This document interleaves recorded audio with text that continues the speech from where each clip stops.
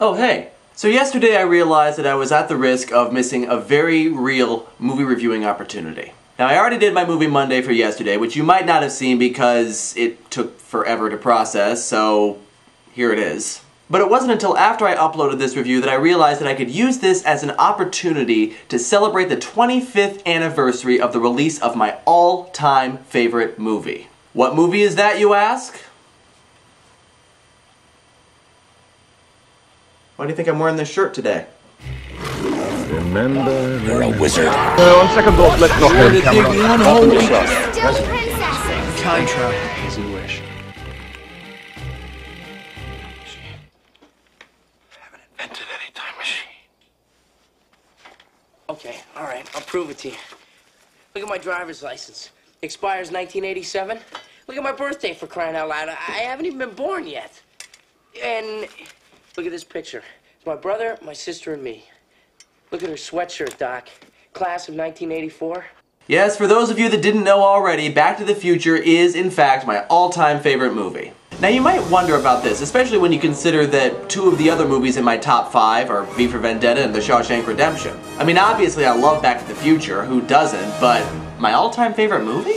I mean, obviously it's a good movie, it's celebrating its 25th year of incredible popularity, but, I mean, let's be honest, there is a certain amount of 80s camp value in there. But don't forget this important thing about my taste in stories. I love time travel. I friggin' love it. And this series of movies is part of the reason why I love time travel stories so much. Back to the Future is the first movie that I remember seeing that is really and truly a time travel story. Up until then, I'd followed the adventures of Calvin and Hobbes in their cardboard box traveling back in time to the dinosaurs. But this is the first movie I watched that really made time travel seem plausible. If you're unfamiliar with the story, it follows a young teenager named Marty McFly, played by Michael J. Fox. He's a typical 80s teenager who's tired of living with his lame parents and one day gets a call from his friend Dr. Emmett Brown, played by Christopher Lloyd. It turns out that he has, in fact, invented a time machine.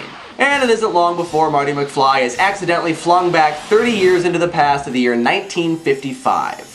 Soon enough, he runs into his 17-year-old parents, and he interferes with their first meeting, and therefore, his own existence is in jeopardy. So working together with the Dr. Emmett Brown from 1955, he must find a way to get his parents to meet and to get himself back to the future. Now, I think one of the main reasons why I feel such an attachment to this story is that I found it entirely on my own. The movie wasn't recommended to me, I didn't know about its popularity, I just happened to see a movie called Back to the Future in the library one day when I was 11 years old, and I thought, that sounds interesting. And I soon found out that not only was this a movie about time travel, but it was also, because it was made before the PG-13 rating, a PG movie that contained more than the usual amount of swearing.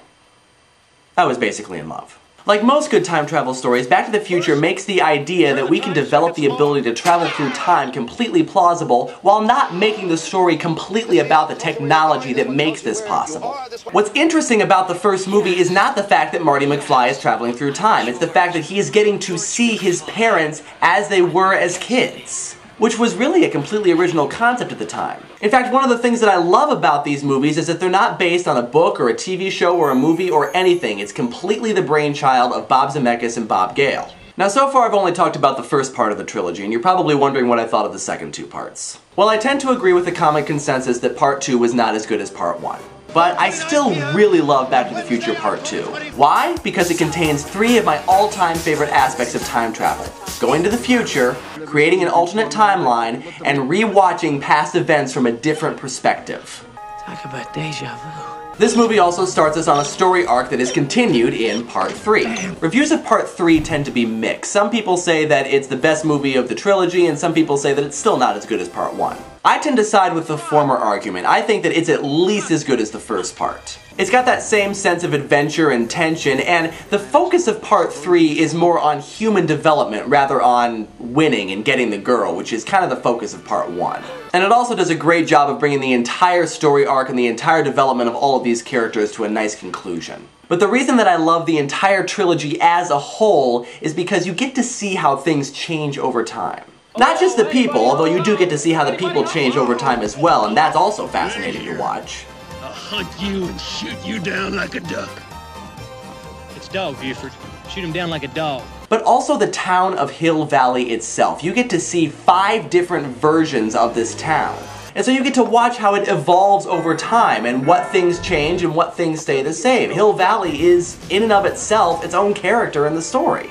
And I love stories that watch the evolution of something over a long period of time, and in this case we get to see Hill Valley over the evolution of 130 years. And everything is so incredibly detailed. There is a lot of stuff to find that is related to time travel and related to Hill Valley and these characters. I've seen these movies probably about 20 times by now, and every time I watch them I still find something that I didn't notice before. These are things that are not integral to the plot, and they're not always obvious. In fact, they're hardly ever obvious, but when you do find them, they are so much fun. There is so much more that I could talk about with these movies. I just love everything about them. I love the concepts, I love the characters, the time travel, the setting, the themes discussed. I just love everything about these movies. And if by chance there is any truth to the rumors that they are remaking Back to the Future, I have just this to say.